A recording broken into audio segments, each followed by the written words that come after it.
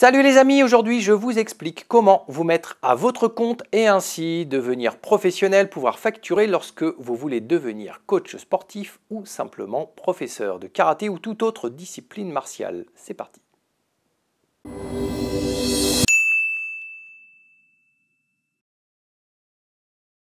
Alors les amis, il y a quelques mois, je vous présentais le nouveau diplôme professionnalisant de la Fédé, le TFP, titre à finalité professionnelle, le moniteur karaté wushu de discipline associée. Et dans les commentaires de ce tuto, comme d'ailleurs dans de nombreux commentaires de tutos sur les formations professionnalisantes, j'ai eu des questions me demandant justement comment est-ce que l'on calcule sa rémunération, comment est-ce que l'on se met à son compte, comment est-ce qu'on devient professionnel à l'issue de ce type de diplôme. Donc j'ai décidé de vous répondre un petit peu à tous dans deux tutos. La semaine prochaine, on va parler de comment calculer sa rémunération. Aujourd'hui, je vous explique comment vous mettre à votre compte, choisir votre statut juridique, votre régime fiscal, vos cotisations sociales et ainsi de suite. Alors, bien évidemment, je vais me baser sur mon expérience. Ça fait une vingtaine d'années que j'ai fait ma structure juridique. Ça ne veut pas dire que vous ferez la même chose, mais ça peut vous aiguiller sur la façon dont on peut faire.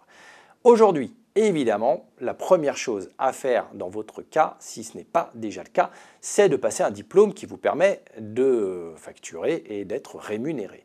Donc, soit le nouveau TFP de la Fédé de karaté, soit un CQP dans d'autres fédérations, il existe encore. Pareil pour le BES, le brevet d'état d'éducateur sportif, il existe encore dans d'autres fédérations, ou un BPGEPS ou un DEGEPS, d'accord, pour ceux qui veulent monter au plus haut, un DESGEPS. Ça vous permet de facturer et d'être rémunéré. Une fois que vous avez ce diplôme, une fois que vous avez terminé votre formation, vous pouvez donc demander auprès de votre fédération une petite carte comme celle-ci. C'est une carte professionnelle. Et c'est le premier laissez-passer qui va vous permettre, donc ça c'est gratuit, il suffit d'en faire la demande une fois que vous avez votre diplôme, c'est ce qui va vous permettre de faire vos premières démarches, et les premières démarches, c'est de définir son statut juridique. Alors, quand vous allez un petit peu sur Internet, on vous dit « ouais, choisissez votre statut juridique en fonction de votre chiffre d'affaires, de votre statut social et de ce que vous souhaitez comme régime d'imposition ». Quand on débute, c'est très dur d'avoir un petit peu l'idée de ce qu'on va faire dans quelques années, d'identifier le nombre, on va dire, de revenus qu'on va avoir. C'est très compliqué, donc il faut commencer simple. Vous avez deux solutions pour le statut juridique. Soit vous montez une entreprise, même une micro-entreprise, auquel cas c'est l'entreprise qui sera un statut juridique et vous serez salarié. Donc l'entreprise aura des charges, ne serait-ce que vous salariez imposera des charges à l'entreprise que vous aurez créée. Donc ça veut dire que vous allez sortir déjà un petit peu d'argent, même si de base vous êtes très peu, voire pas rémunéré. Ou vous allez monter ce qu'on appelle une entreprise individuelle, une EI. C'est ce que j'ai fait à l'époque, il y a une vingtaine d'années. J'avais du mal un petit peu à comprendre. J'ai bêtement pris mon téléphone, appelé le centre des impôts, j'ai eu rendez-vous à Meaux, quelqu'un m'a très bien expliqué, a fait les démarches en grande partie à ma place et a fait au mieux en fonction de mes objectifs. Donc si vous avez des doutes, appelez votre centre des impôts, prenez rendez-vous et ils sauront parfaitement bien vous expliquer. Donc moi j'ai monté une entreprise individuelle, une EI. Ça veut dire que je suis prestataire de service, que cette entreprise c'est moi, c'est mon nom, c'est mon identité. Donc tout ce que je gagne à travers cette entreprise individuelle, c'est mon argent, mes revenus à 100%. Là où si je monte une société, je ne suis que salarié, donc je ne prendrai pas forcément 100% des bénéfices de l'entreprise, puisqu'il va y avoir des charges et des taxes. Donc c'est beaucoup plus simple pour moi d'être à mon compte, je suis tout seul, je ne peux pas engager quelqu'un en tant qu'entreprise individuelle, je suis vraiment seul au monde sur mon bateau, là où une entreprise peut vous permettre d'engager d'autres personnes, de monter, de grossir d'une certaine façon. Moi, l'idée, c'est de facturer les cours que je donne ou les stages que je donne, donc je me suis mis à mon compte. L'avantage de la prestation, c'est que vous prenez 100% des bénéfices et que vous n'avez pas déjà ni de charges ni de taxes professionnelles d'entreprise à payer. Donc c'est aussi un gros avantage. Une fois que vous avez ça, il va falloir choisir le régime qui est associé. Donc si vous avez une entreprise, vous serez imposé sur les sociétés. D'accord ? Il y aura un impôt de société. Si vous êtes à votre compte, si vous avez l'entreprise individuelle, et non pas la micro-entreprise, l'entreprise individuelle, vous aurez les impôts sur le revenu, puisque tout l'argent que vous gagnez, ce sera on va dire, vos revenus, donc vous serez imposable dessus. Vous gagnez peu, vous avez peu d'impôts. C'est aussi le gros avantage. Ce sera avantageux aussi sur le régime social. On verra juste après. Donc, c'est ce que j'ai fait, j'ai pris donc l'impôt sur les revenus et là vous avez deux solutions. Le plus simple, surtout quand vous débutez, c'est d'aller au régime simplifié. Le régime d'ailleurs simplifié, c'est hyper avantageux quand vous traitez avec des particuliers. car le régime simplifié fait que vous ne facturez pas de TVA.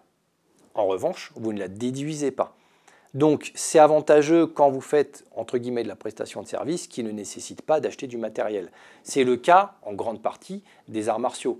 Quand vous allez dans un dojo, à part peut-être votre tenue martiale ou un petit peu de matériel, l'achat est quand même très limité. Sauf si vous êtes vraiment coach sportif, que vous allez à domicile et que ça vous demande peut-être une voiture de fonction, du matériel à acheter pour vos clients.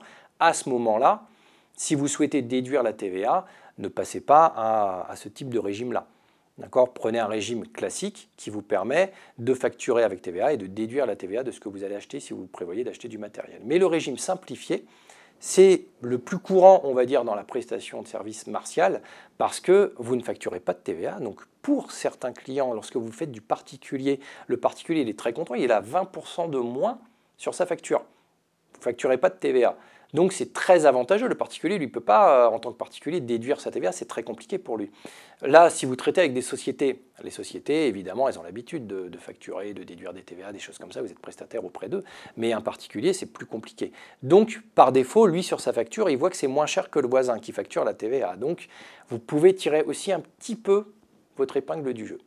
Donc, le régime simplifié vous permet d'avoir, certes, ne pas calculer, ne pas infliger la TVA, mais donc d'avoir aussi un régime comptable extrêmement plus simple, puisqu'il n'y a pas tout ce va-et-vient de TVA à déduire et à compter, à calculer, à retirer, enfin bref, pour les impôts, c'est beaucoup plus simple, c'est pour ça qu'on l'appelle le régime simplifié.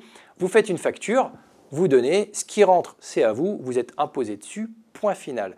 Et ce régime vous permet d'avoir un abattement fiscal plutôt intéressant. Donc, plutôt que de calculer ensuite un abattement manuel, ce genre de choses, un peu comme, entre guillemets, les frais réels quand on calcule ses transports, là, vous avez un abattement automatique qui est plutôt avantageux puisque vous évitez de faire des contrôles de vérification auprès des impôts. Donc, c'est plutôt bien. Ça vous permet aussi, ce régime simplifié, de vous passer d'un comptable et d'un expert comptable qui va viser vos comptes. Légalement, ce n'est pas obligé. Donc, lorsque vous traitez avec des banques, certaines banques, eux, peuvent vous demander, vous imposer de présenter un bilan comptable qui justifie vos comptes, mais la loi vous permet de ne pas le faire. La loi vous dit, vous pouvez tout à fait avoir votre entreprise individuelle, facturer ce régime simplifié, et en fait, vos comptes bancaires font foi. Vos factures et vos comptes bancaires suffisent largement à prouver la bonne foi de ce que vous gagnez. Il n'y a pas besoin de viser par un expert comptable. Donc, il y a quand même beaucoup d'avantages d'avoir ce régime-là. Et une fois que vous avez donc ce régime simplifié, il va falloir choisir votre caisse sociale. Donc là, pour le coup, soit l'URSSAF va passer par là et va prendre une bonne partie de vos sous, quand même. On peut monter facilement à plus de 30%, à 34%. Soit, selon vos métiers, vous pouvez, par exemple, moi j'ai une entreprise dans le monde de l'art aussi, puisque premier travail, c'est quand même tout ce qui touche au graphisme. J'ai pendant très longtemps été à la Maison des Artistes. La Maison des Artistes, un régime qui est très bas et qui, pour le coup, prend moins de 20%. Donc c'est très avantageux.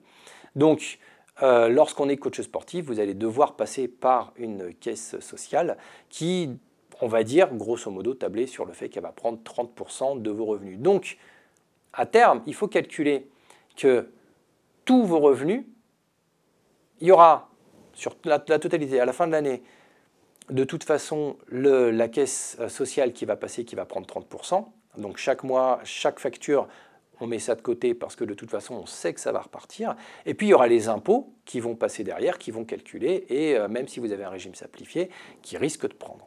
C'est pour ça qu'il faut calculer, c'est bien, on va dire, d'avoir cette démarche de se dire, est-ce que c'est genre une facture pour faire 3-4 heures par semaine et avoir un tout petit complément de revenu, auquel cas je peux même le déclarer, ce complément de revenu, sur ma fiche d'imposition classique. J'ai un plafond qui me permet d'ailleurs, je crois que il me semble que c'est entre 6 et 7 000 euros par an, je peux facturer et le déclarer directement sur ma fiche d'impôt, ou simplement décider de me mettre à mon compte en entreprise individuelle et faire ce qui... C'est très facile à faire, ça paraît fastidieux, c'est beaucoup plus simple qu'il n'y paraît. Vous êtes ensuite à votre compte, vous faites vos factures, et vous faites vos factures auprès de clubs, de clients, de stages, d'organismes, de fédérations, de tout ce que vous voulez. Vous facturez par exemple à la Fédération française de karaté, même lorsque l'on est, pour mon cas, responsable de la formation. ben, mes services de formation, je les facture, voilà, de par cet intermédiaire-là. Ou ils commencent aussi à salarier des gens comme ça, ils ont des traces comptables qui sont extrêmement fiables. Donc c'est très avantageux. Donc une fois que vous avez votre caisse sociale, c'est hyper important d'avoir une caisse sociale, ça vous permet d'avoir une carte vitale, déjà tout simplement. Si jamais vous n'avez que ça en revenu, ça vous permet d'avoir des droits sociaux. Donc l'ouverture des droits, c'est-à-dire l'ouverture des droits à la médecine, le remboursement de votre médecin, par exemple, déjà, tout simplement. Hein. C'est la Sécu, c'est le chômage, si vous avez un problème, c'est pouvoir être en arrêt maladie. Alors, quand on a ce compte, c'est évidemment très compliqué, même si on a une caisse maladie. Vous savez très bien, comme moi, hein, que lorsque vous ne donnez plus de cours, lorsque vous n'avez plus de prestations, il y a quelqu'un d'autre qui risque de prendre votre place et vous risquez de perdre votre job. Enfin, ça peut s'avérer compliqué. D'accord, c'est un métier à risque d'une certaine façon qui repose sur votre santé. Donc, il y a ça à prendre en compte aussi. Mais voilà, la caisse sociale, c'est quand même très important. Sachez que ça va aussi prendre des sous sur vos revenus. Une fois que ça c'est fait, vous avez donc votre statut juridique, voilà, pour entreprise individuelle, votre régime fiscal, impôt sur le revenu, régime simplifié, on ne calcule pas de TVA, votre cotisation sociale. Il va falloir éventuellement, même très probablement, prendre une assurance. Ça vous permet d'assurer vos biens matériels, votre véhicule, si c'est un véhicule de fonction, votre prestation aussi, si jamais vous recevez des gens chez vous pour leur donner des cours, si jamais ils ne sont pas licenciés à une fédération avec une assurance, si peut-être qu'ils acceptent de prendre leur assurance civile, mais peut-être que leur assurance civile ne couvre pas ce cas de figure-là, donc c'est à vous de bien vous renseigner, mais votre assureur est tout à fait capable de vous monter un petit business plan sur votre assurance. Et ouvrir un compte bancaire professionnel, bien sûr, si vous êtes à votre compte, si vous voulez bien dissocier les choses, il faut le faire correctement. Donc, votre banque est capable de vous ouvrir un compte pro. Donc ça, pour le coup, ça coûte un petit peu de sous à l'année de gestion, ne serait-ce que de carte bleue, ce genre de choses. Il y a quelques frais à l'année qu'il faut prendre en compte. Donc, ouvrez un compte bancaire professionnel à dissocier avec vos comptes bancaires privés, quitte ensuite à vous faire des transferts d'argent lorsque vous voulez vous rémunérer, ce genre de choses. Mais voilà, le compte bancaire, même si c'est vous, même si c'est votre entreprise individuelle, votre société individuelle, dites-vous que voilà, un compte professionnel, c'est quasiment indispensable pour pouvoir facturer. D'ailleurs, surtout si vous facturez sur une dénomination qui n'est pas votre nom de famille. Voilà, vous voulez vous appeler, Karaté, et puis si vous habitez Coulommiers, Karaté Coulommiers, voilà, vous allez facturer sous ce nom-là, ce sera votre nom de commercial. Et lorsqu'on fera un chèque, ce ne sera pas à votre nom, ce sera à Karaté Coulommiers, et votre compte bancaire sera ouvert à ce nom-là. Donc, une fois que vous avez ça, vous pouvez éventuellement demander à une association de gestion agréée de quand même vérifier vos comptes, si possible, ou même à un expert comptable de viser les comptes. Sinon, si vous êtes au régime simplifié, vous n'en avez pas l'obligation, à savoir que, dans mon cas de figure, j'ai un compte professionnel, mais la banque me refuse un découvert sur mon compte professionnel parce que moi, je refuse de leur fournir des comptes visés par un expert comptable. Moi, ça fait 20 ans que je le fais. Ça fait 20 ans que j'aurais pu dépenser 300 à 400 euros par an pour viser mes comptes par un expert comptable. Donc imaginez x 20, là j'aurais déjà presque 10 000 euros de dépenser uniquement dans quelque chose dont je n'ai pas l'obligation d'ailleurs de fournir. Je n'ai pas l'obligation de fournir. Donc au niveau des banques, j'ai décidé de ne pas le faire. Par contre, la banque, elle, se refuse le droit, en tant que société, de me fournir quelques prestations supplémentaires, quelques privilèges, comme le fait, par exemple, d'avoir un découvert ou peut-être de me prêter de l'argent. Donc, c'est un jeu légal, à savoir qu'est-ce que vous préférez faire. Est-ce que vous préférez mettre un peu plus d'argent pour avoir un comptable qui vise des choses, pour avoir un découvert? C'est vous qui verrez midi à votre porte. À savoir aussi que lorsque vous commencez avec votre régime fiscal et souvent vos caisses de cotisation sociale, vous allez, on va dire, commencer à pré-cotiser. Pour être sûr que vous tenez la durée, vous savez que les sociétés ferment très rapidement au bout d'un an ou deux. Donc, par exemple, à la Maison des Artistes, pendant des années, il y a ce qu'on appelle le pré-compte. Et lorsque l'on se met à son compte, on commence déjà en fait à faire un prévisionnel de ce que l'on aurait à payer si la société tourne bien. Donc on va faire chaque trimestre des chèques de versement qui ne sont pas offerts, c'est-à-dire que c'est sur un précompte qui vous appartient. Et ce précompte, ensuite, si la deuxième année ou la troisième année, votre affaire fonctionne moins bien, l'argent, plutôt que, en plus que ça fonctionne moins bien, d'avoir des cotisations à sortir, des choses comme ça, l'argent est pris du précompte. Donc, La première année, vous risquez de devoir précotiser. Alors, c'est même pas vous risquez, vous devrez précotiser de toute façon pour être sûr de tenir la durée. Mais c'est assez valable de faire ça parce que ça vous soulage beaucoup sur le lissage des années suivantes. Vous aurez toujours un peu d'argent de côté. C'est quelque part, c'est un compte sur lequel vous mettez de l'argent de côté et qui vous permet d'être récupéré si vous avez des soucis. Voilà, on a fait un petit peu le tour. Vous voyez, c'est assez technique hein, finalement, mais comme je vous le disais, on appelle les impôts, on voit avec eux, ils sont très cool, ils vont vous monter la meilleure structure, entreprise individuelle pour ma part, régime simplifié, on ne calcule pas de TVA, j'ai un abattement fiscal, je n'ai pas besoin d'expert comptable, donc je peux facturer à des clubs, je peux facturer à des stages, lors des stages, je peux facturer aux fédérations, j'ai mes cotisations sociales, je sais combien d'argent on va ressortir. Les cotisations sociales, ça va aussi dépendre de vos revenus. À partir d'un certain revenu, bim, vous passez d'un palier, on va vous prendre un peu plus et ainsi de suite.